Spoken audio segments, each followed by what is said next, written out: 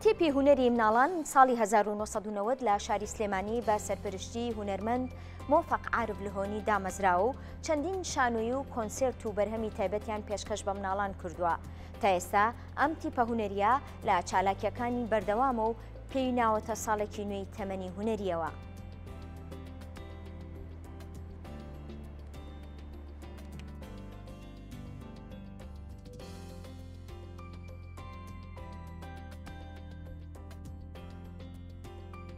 بۆ قسەکردنی زیاتر هونەرمەند مۆفەق عارف لهۆنیمان بانگێش کردووە ڕاستەوخۆ گفتوگۆ بکەین لە سەرتیپی هونەری مناڵان. مامۆستاگیان سڵاو لێبێ بەخێبێ. سڵاو لەبەر سپاس بۆم دەرفەتە جوانە. سپاس. باسێکمان لە کار و چالاکی و پرۆژە نوێیەکانی ئەم تیپە ئەگەر بۆ بکەی سپاس دەکەم. بەڵێ با سەرەتا پیرۆزباییە بکەم بێگومان لە 33 ساڵیادی دامەزرانی تیپی هونەری مناڵان کە 24 6 ساڵی 1990 دامەزرا جوانترین پیرۆزبایی خۆم ئاڕاستەی سەرجەم ئەو کادر و ئەو هونەرمەند و ئەو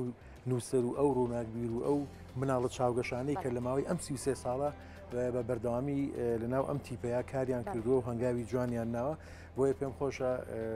لە ساڵی ئایندەی نوێی تیپەکەمان بتوانین بەکار و پرۆژەی جوانتر و بە کۆمەڵی پرۆژەی هونەری ناوازەتر بینەوە بواری خزمەتی مناڵانی خۆشەویست. سەرکەوتوو بن. سپاس دەکەم. کار و پرۆژەتان چیە بۆ ساڵی داهاتوو یان بۆ ئەم ساڵ؟ بەڵێ بێگومان ئێمە تازەترین دەرفەتە لە ماوەی لەمەوە پێش بۆ ڕۆژی جیهانی مناڵان کۆنسرتیژی گەورەمان پێشکەش کرد. ئێستا لەم کاتەیە سەرقاڵی تۆمارکردنی کۆمەڵی گۆرانی نوێن بۆ ئەلبومی نوێ بێگومان ئێمە دە ئەلبومان تا ئێستا بڵاو کردێتەوە هەمووشی هەر بە دیاری بەخشراوە بە مناڵان و خوێندنگەکان و باخچەکان. ئێستا لە سەرەتای دەستپێکردنی تۆمارکردنی گۆرانیەکانین تا ئێستا چەند گۆرانێکمان تۆمار کردووە بە سوپاسەوە کە بەشی چالاکی هونەری پەروەردەی شارباژێر کۆمەڵی لە گۆرانەکانمان بۆ تۆمارەکان ئەوانی کەش ئێستا لە پیاکردنی سپۆنسەراین بۆی ئەمەیشەکە لە پرۆژەکان کە ئێستا سەرقاڵی ئەوەی لە هەمان کاتدا ئێستا لە خۆئامادەکردن بۆی کە بۆ سەرەتای ساڵی نوێی خوێندن بتوانین تازەترین شانۆییمان نمایشی گەشتی شاغڕەویە کە نمایشێکی پەروەردەیی کۆمیدی ئامێزە ئەمانە لە خۆئامادەکردن کە پێشکەشی بکەین هەروەها بەنیازیشین لە دوای جەژنی قوربان با بڵین لە ناوەڕاستی پشووی هاوین لە شاری یاری شانۆیی دادگای شێر کە پار ساڵ نمایشمان کرد بەڵام بە گۆڕانکاریەکە و لەگەڵ کۆمەڵی گۆرانیا وەکو ئیڤنتێکی تایبەتی بۆ مناڵانی خۆشەویست لە شاری یاری پێشکەشی بکەینەوە. کارکردن بۆ مناڵ تایبەتمەندی و پسپۆری تایبەتی ئەوێ ئایا ناوەندە ئەکادیمیەکان تا چەند گرنگیان بەم بوارە داوە؟ زۆر ڕاستە ینی پەروەردەکردنی مناڵ لە بواری هونەری و ڕۆشنبیری و ڕووناکبیری و وەرزشی و هەموو بوارەکان پێکەوە ئەتوانین بڵین بە یەکانگیری ئیشەکرێ ینی ناکرێتەوە لەسەر بواری پەروەردە ئیشکەیت و بواری هونەرەکەی فرامۆشکەی ناکرێت بواری تەندروستەکەی فرامۆشکەی ناکرێت مافەکانی فرامۆشکەی بۆیە بەڕای من یەکانگیربوونی ئەو سێکتەرانەی کە پەروەردە و وەرزش و هونەر و ماف و ئیمتیازاتی مناڵە هەمووی پێکەوە کارەکە. ئێستا لە ئێستادا هیوایەک هەیە گەشتبینیەک هەیە کە تەنانەت لە پرۆسی خوێندنە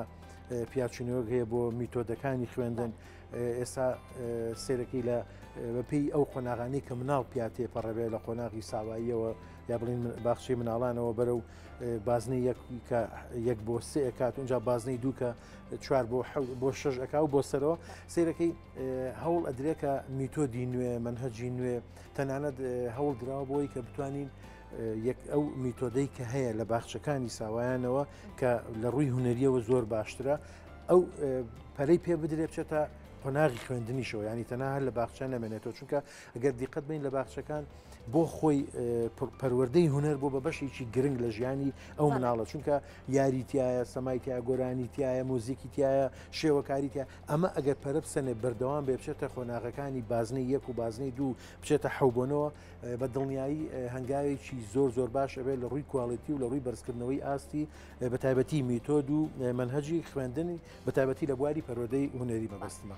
کارکردن لە ساڵانی نەوەتەکانەوە تا ئێستا لەم تیپە جوانەدا ئەرکۆماندووبوونێکی زۆری پێویستە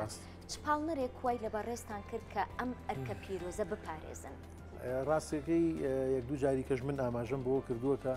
مناڵی خۆمان و مەحرومی خۆمان لە بواری هوەری و پەروەردەی هوەر و وەرزش و بوارەکانی تر وای کرد کە من زۆر زیاتر ینی خۆم سەرقاڵکەم خۆم قاڵکەمەوە لە بواری پەروەردەی مناڵان و بە تایبەتی بواری هوەری مناڵان بەگشتی بۆیە ئەمە هەنگاوێکە لەلایەن ئێمە و لەلایەن کۆمەڵە کەسانی ترەوە طبعاً ئێستا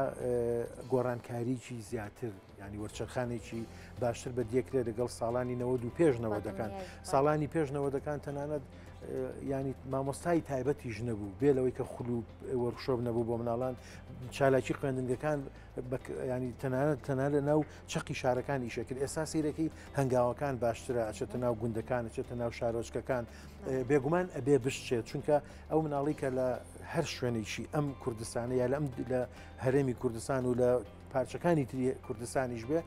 مناڵێکە پێویستەکە تۆ هوەری پێشکەشکەی مافی پێشکەشکەی امتیازاتی بیتێت ئایندەی بۆ جوانکەی لەبەرەوە ئەبێ ئیشکردنی ئێمە لەسەرەوە بێکە کار لەسەر مناڵ و ئایندەی مناڵ بکەین لە هەر سوچ و لە هەر شوێنێک و لە هەر گۆشەیەکی ئەم دنیاە بێت. مامۆستاگیان سوپاس بۆ ئامادەبوون ئەرکی کێشە هیوای سەرکەوتنتان بۆ خوازم.